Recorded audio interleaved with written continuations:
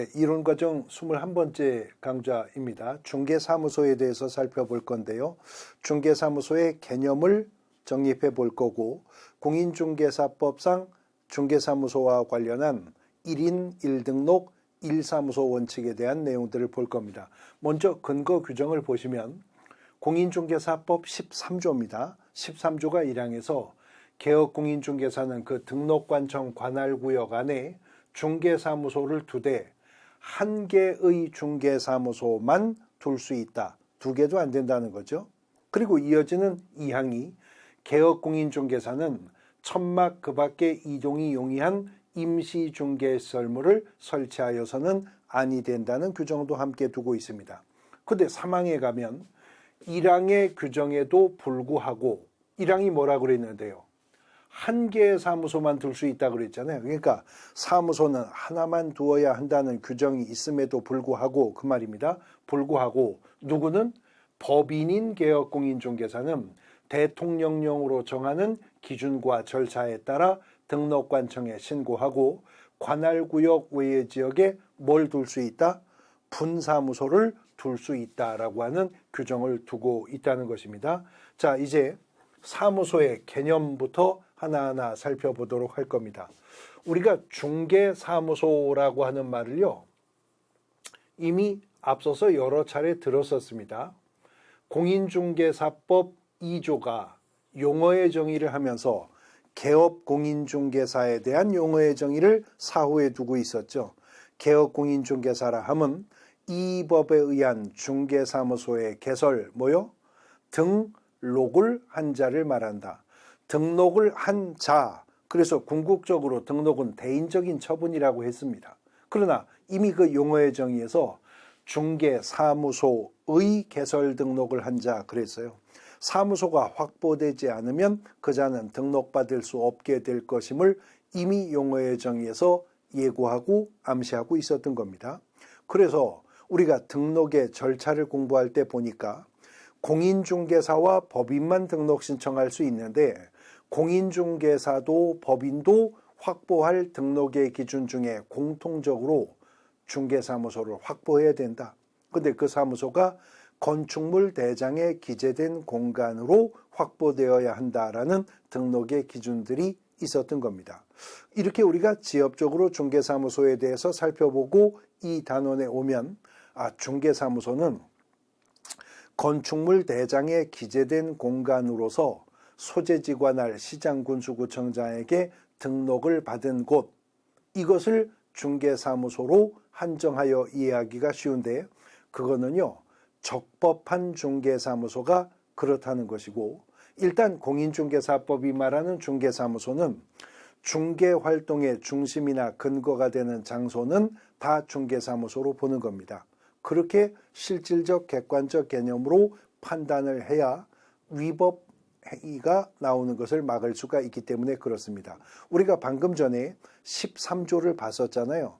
근데 등록의 위반과 효과를 공부하면서 우리가 이미 공인중개사법 12조를 본 적이 있었어요.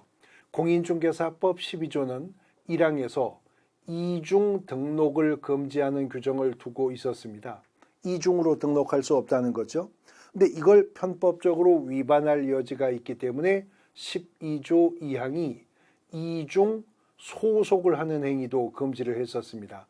이중 소속이라고 하는 것은 개업공인중개사, 소속공인중개사, 중개보조원, 법인인 개업공인중개사의 임원 또는 사원이 동시에 다른 개업공인중개사의 소속공인중개사나 중개보조원이나 중개법인의 임사원이 될 수 없다라고 하는 규정이었었던 거죠.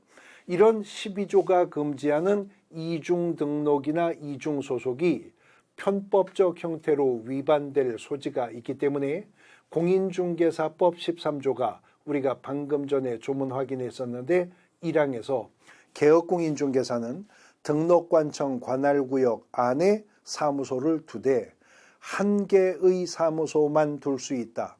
1개의 사무소만 둘 수 있다는 말은 2개도 안 된다는 거죠. 다시 말해 이중 중개사무소 설치를 금지한다는 규정을 13조가 두었었던 것입니다. 그런데 이걸 떴다방들이 편법적 형태로 위반을 하게 되다가 보니까 이에 대응해서 법 개정에서 13조 2항을 만든 거죠. 13조 2항은 개업공인중개사는 천막 그 밖에 이동이 용이한 임시 중개 시설물을 설치하는 행위도 금지한다라고 하는 규정을 13조 2항에서 두었었던 겁니다. 등록의 위반 효과 편에서 우리가 봤는데 이런 등록의 일신전속적 성격을 위반하는 것은 12조 위반인 이중등록 이중소속이든 13조 위반인 이중사무소 설치나 임시중개설물 설치 등 12조나 13조 위반 행위는 다 행정형벌이 1년 이하의 징역 또는 1천만 원 이하의 벌금, 1년 1천의 형벌의 대상이 된다라고 공부를 했었던 거죠. 그런데 12조가 금지하는 이중등록이나 이중소속은 위반과 불위반의 경계가 명백하다는 겁니다. 그래서 이중등록, 이중소속은 적발되면 등록관청이 반드시 등록을 취소해야 된다. 절대적 등록 취소 사유에 속한다는 거죠. 그러나 이중사무소 설치나 임시중개설물 설치는 위반이 적발되어도 위반 행위별로 위반의 동기나 또는 위반의 그 정도에 따라서 차이가 있을 수 있기 때문에 행정관청인 등록관청이 재량권을 가지고 등록 취소 여부를 판단할 수 있도록 상대적 등록 취소 사유에다가 규정을 두었다는 겁니다. 그 다음 12조가 금지하는 이중등록과 이중소속은요, 예외도 없이 금지가 됩니다. 이중등록, 이중소속은 무조건 금지가 된다는 거예요. 근데 13조가 금지하는 이중사무소나 임시중개설물 설치는 예외가 인정이 된다는 건데 우리가 이미 앞서서 보셨던 13조 3항 규정이 그 예외 인정 규정이었었죠. 13조 3항이 뭐라고 출발했었죠? 1항의 규정에도 불구하고 그랬어요. 1항은 이중사무소 설치를 금지한다. 한 개의 사무소만 두어야 한다는 규정이었었잖아요. 근데 1항의 규정에 불구하고 누구는? 법인인 개업공인중개사는 그렇게 나갔었습니다. 법인인 개업공인중개사는 대통령령이 정하는 기준과 절차에 따라 등록관청에 신고를 하면 뭘 가질 수가 있다고요? 분사무소를 가질 수가 있다라고 하는 겁니다. 그래서 이 분사무소라고 하는 것은 이중사무소 설치 금지에 대한 공인중개사법상의 유일한 예외 규정이 바로 분사무소라고 하는 겁니다. 그런데 이러한 분사무소는 13조 3항의 문장의 주어가 누가 가질 수 있다? 법인인 개업공인중개사만 가질 수 있다고 했잖아요. 그러면 공인중개사인 개업공인중개사나 부칙상의 개업공인중개사는 즉 개인인 개업공인중개사는 이중사무소 설치 금지에 대한 예외도 없다는 거죠. 개인인 개업공인중개사는 무조건 사무소는 하나만 가질 수 있다. 그런데 법인인 개업공인중개사만큼은 분사무소라고 하는 걸 예외적으로 가질 수가 있다는 겁니다. 그래서 분사무소는 이중 등록의 예외가 아니라 12조가 아니라 13조 3항에 붙어 있는 거니까 이중 사무소 설치 금지의 예외인 것인데 분사무소를 법인인 개업공인중개사가 확보하려면 대통령령이 정하는 기준과 절차에 따라야 가능하다는 거죠. 법인인 개업공인중개사도 대통령령이 정하는 기준과 절차에 따라 등록관청에 신고해야 분사무소 가질 수 있다는 것인데 대통령령 시행령 15조에 따르면 법인인 개업공인중개사가 분사무소를 설치하려면 첫 번째는 주된 사무소 혹은 주사무소라고도 부르는데요.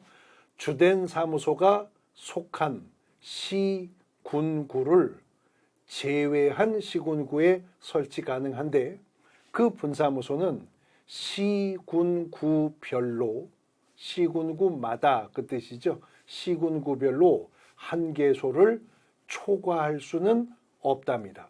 즉 주된 사무소가 속한 시군구 안에는 분사무소를 둘 수가 없고 주된 사무소가 속한 시군구 외에 분사무소를 둘 수 있는데 시군구마다 한 개씩만 둘 수가 있다는 거죠. 그리고 두 번째는 그러한 분사무소의 책임자는 공인중개사이어야 한다. 분사무소 책임자가 공인중개사 자격증 있는 자이어야 한다는 겁니다. 근데 여기는 단서가 있어요. 다만 다른 법률의 규정에 의하여 중개업을 영위하는 법인의 경우에는 그러하지 아니하다. 특수법인이라고 부릅니다. 농업협동조합법에 근거한 지역농협 등과 같이 공인중개사법이 아닌 다른 법률의 규정에 의해서 중개업을 영위할 수 있는 법인이라면 책임자는 공인중개사가 아니어도 된다는 거죠.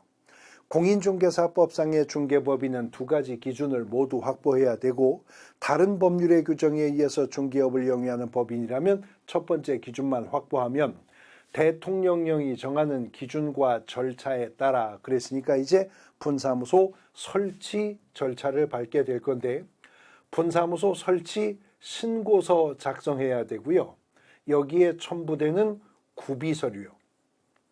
분사무소 설치 신고 시 설치 신고서에 구비서류가 제출이 되어야 한다는 겁니다. 분사무소 설치 신고할 때 제출해야 될 구비서류는 분사무소 기준을 확보했음을 입증하는 서류라고 생각을 하시면 됩니다. 일단 분사무소도 책임자가 공인중개사이어야 한다고 했었죠. 그래서 설치 신고할 때 책임자인 공인중개사의 실무교육 수료증 사본을 제출하라는 거죠. 결국 분사무소 책임자도 설치 신고일 전 1년 이내에 실무교육 받았어야 한다는 겁니다. 그러나 책임자가 공인중개사이었어야 한다고 해서 책임자인 공인중개사의 자격증 사본 제출 의무는 없습니다. 설치 신고받은 등록관청이 자격증 발급한 시도지사를 통해 등록관청이 확인할 문제입니다. 그 다음 건축물 대장에 기재된 공간에 사무소 확보하였음을 증명하는 서류를 제출하는 것이 원칙인데 준공검사 등을 필요한 공간이라면 그때는 아직 건축물 대장이 기재되지 않은 공간에 확보해서도 분사무소 설치할 수 있을 것이고요. 보증 설정 증명할 수 있는 서류, 분사무소가 추가될 때마다 업무보증 설정 금액이 추가 증액되어야 하기 때문에 보증 설정 증명 서류를 제출하도록 하고 있다는 거죠. 자, 책임자의 실무교육 수료 확인증 사본과 보증 설정 증명 서류와 그 다음에 사무소 확보 증명 서류, 구비 서류가 준비가 되었으면 여기 하나 더 추가해야 될 게 수수료입니다. 공짜로 등록을 안 해줍니다. 그래서 등록 신청할 때 등록 신청 수수료 내듯이 분사무소 설치 신고할 때도 분사무소 설치 신고 수수료 마련해야 됩니다. 설치 신고서 작성했고요. 구비 서류 마련되었고 수수료도 준비가 되었다면 이제 분사무소 설치 신고하러 갈 건데 분사무소 설치 신고는 그 법인의 주된 사무소가 속한 시군구청 등록관청에 가서 분사무소 설치 신고를 합니다. 여기서 우리가 개념 하나 묶어서 정리해 둘 게 있는데 법인의 분사무소와 관련한 행정 업무 처리는 다 주된 사무소 소재지 등록관청에 가서 처리한다라고 하는 사실입니다. 분사무소는 설치 신고도 주된 사무소 등록관청에 가서 하는 것이지만 뒤에서 공부하시게 될 건데 분사무소도 이전할 수 있거든요. 이전 신고도 주된 사무소 소재지 등록관청에 가서 합니다. 또 뒤에 단원에서 공부하실 건데 법인은 주사무소 외에 분사무소가 별도로 인장 등록할 수가 있어요. 그 인장 등록도 주된 사무소 소재지 등록관청에 가서 합니다. 그러니까 묶어서 분사무소 관련한 행정 업무 처리는 모두 주된 사무소 소재지 등록관청에 가서 행한다. 이렇게 정리해 두시면 되겠죠. 1인 1등록 1사무소의 원칙, 1사무소 원칙에 따르는 이중 사무소 설치 금지는 법인인 개업공인중개사에 한해서는 분사무소 형태로 예외가 인정된다. 단 법인이 분사무소를 확보하려면 대통령령이 정하는 기준과 절차에 따라 분사무소를 설치할 수가 있다라고 하는 것이었었습니다.